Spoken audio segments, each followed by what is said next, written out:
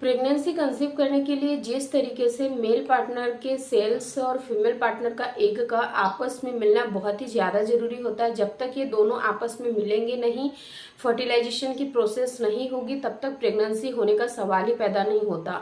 ठीक वैसे ही इनसे भी ज़्यादा इम्पॉर्टेंट चीज़ होती है आपकी बच्चेदानी। अगर आपके बच्चेदानी का जो मुंह है वो अगर समय से नहीं खुलता है तो फिर आपको प्रेगनेंसी नहीं होगी। क्योंकि काफ़ी सारी महिलाओं की क्वेरीज आ रही थी कि मैम हमें महीने के 30 दिन में ऐसे कोई भी सिम्टम्स दिखाई नहीं देते जो कि ये इंडिकेट करते हैं कि हमारी बच्चेदानी का मुंह अब खुलने वाला है। तो आज के इस वीडियो में मैं आप लोगों को कुछ ऐसे साइन और सिम्टम्स बताऊंगी जो कि एक फीमेल को तभी दिखाई देते हैं जब उनकी बच्चेदानी का मुंह खुलने वाला होता है। तो आपको इन सिम्टम्स को थोड़ा सा अपनी बॉडी में मॉनिटर करना है कि क्या आपको ये सिम्टम्स दिखाई देते हैं। अगर ये सिम्टम्स दिखाई देते हैं तो आप 100% श्योर हो जाइए कि आपकी बच्चेदानी का मुंह खुलता है। अगर ये सिम्टम्स आपको नहीं दिखाई देते हैं तो आप समझ लीजिएगा कि आपके बच्चेदानी पूरे महीने में कभी भी नहीं खुलती, केवल और केवल पीरियड्स के दिनों को छोड़कर।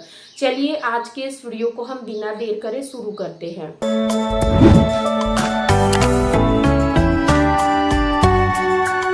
देखिए, जैसे कि आपके पीरियड हर महीने आते हैं तो पीरियड के पहले दिन या फिर उससे 1 से 2 दिन पहले से ही आपके जो बच्चेदानी का मुंह है वो हल्का हल्का सा खुलना शुरू हो जाता है।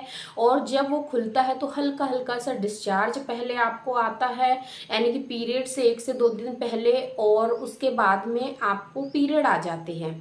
पीरियड खत्म होने के बाद में जो आपकी बच्चेदानी की ओपनिंग है वो बंद हो जाती है, ठीक है। लेकिन ये बच्चेदानी का मुंह दोबारा तब खुलता है जब आप लोग रिलेशन में होते हो। कई महिलाओं को ये भी समस्या होती है कि रिलेशन के दिनों में भी उनके बच्चेदानी का मुंह नहीं खुलता है। कैसे नहीं खुलता है, क्यों नहीं खुलता है, इस पे मैं अलग से वीडियो लेके आऊंगी।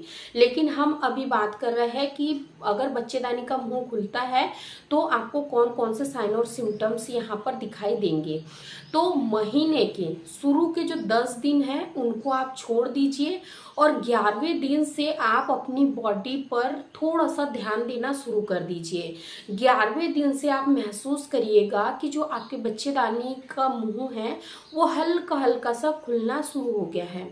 11वें दिन पर अगर बच्चेदानी का मुंह हल्का सा खुलता है तो उस दिन आपको 1 से 2 सिम्टम्स दिखाई दे सकते हैं, जैसा कि हल्का सा चिपचिपा पानी आना।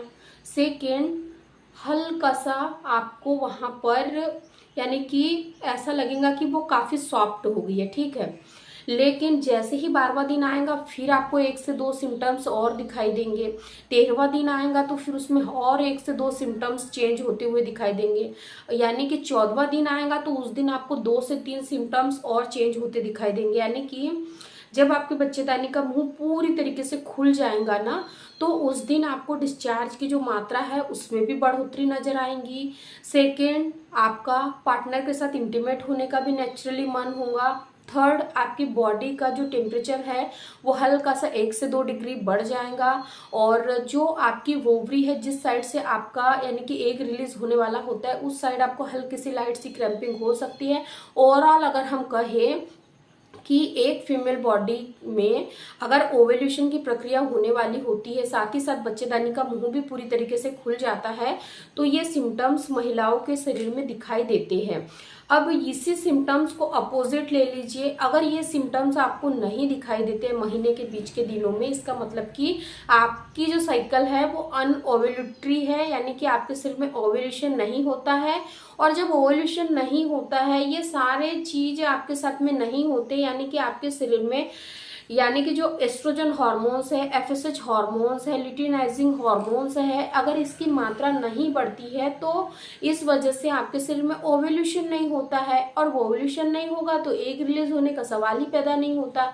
और जब एग रिलीज नहीं होगा तो फिर आपकी जो बच्चेदानी की जो पोजीशन है वो भी चेंज नहीं होगी, क्योंकि जो महीने के बीच के दिन होते हैं जब आपके शरीर में ओवल्यूशन की प्रक्रिया होने वाली होती है ना, तब आपकी जो बच्चेदानी की पोजीशन है वो भी चेंज होती है।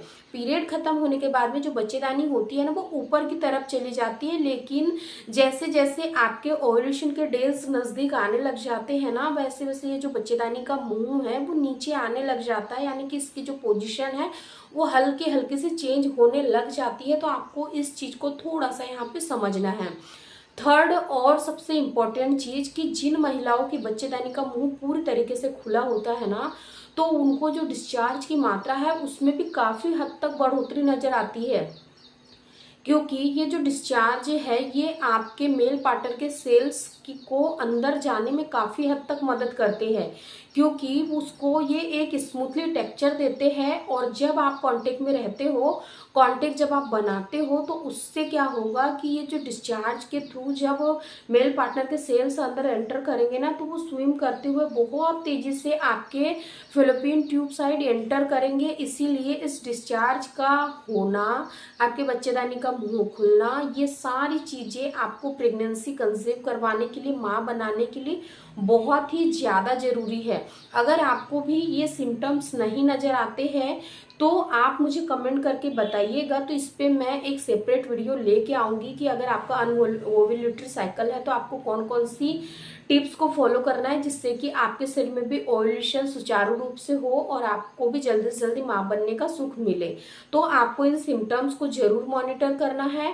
अगर आपको ये चीज़ें नहीं समझ आ रही है कि मेरी बच्चेदानी का मुंह खुला है या नहीं, उसकी पोजीशन चेंज हुई है या नहीं, और पोजीशन चेंज होने पर हमें कैसा महसूस होता है, तो इस पर भी मैंने एक डेडिकेटेड वीडियो बनाई हुई है।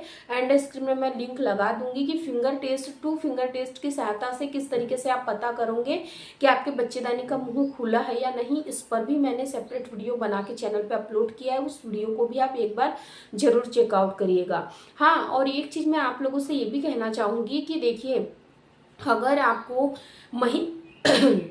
महीने के बीच के दिनों में ये सिम्टम्स नज़र आ रहे हैं, तो वो महीने के केवल और केवल 6 से 7 दिन ही होते हैं। अगर हम एक ब्रॉडबैंड साइकिल में को लेके चले, यानी कि अगर हम 11वें दिन से आपके बॉडी के सिम्टम्स को मॉनिटर करें, तो 11वें दिन से लेकर 17वें दिन, यानी कि ये जो 7 दिन का टाइम पीरियड है ना, यानी कि 1 वीक का जो टाइम पीरियड है, ये बहुत ही गोल्डन टाइम है आपके लिए प्रेगनेंसी कंसीव करने के लिए। इसीलिए इन 7 दिनों को किसी भी हाल में आपको मिस नहीं करना है।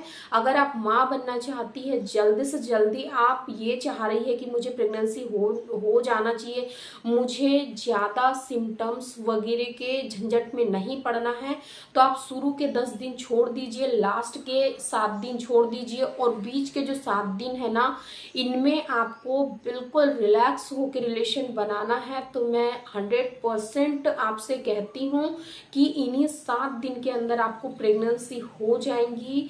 इन्हीं 7 दिनों के अंदर अंदर आपका एग भी रिलीज होगा, ओव्यूलेशन होगा तो एग रिलीज होगा, आपकी बच्चेदानी का मुंह खुला होगा, आपका जो सेक्सुअल डिजायर है वो भी इन्हीं 7 दिन में बढ़ेगा। तो इन 7 दिनों में आप लोग बिल्कुल रिलैक्स होकर रिलेशन बनाइए, स्ट्रेस को टाटा बाय बाय कर दीजिए।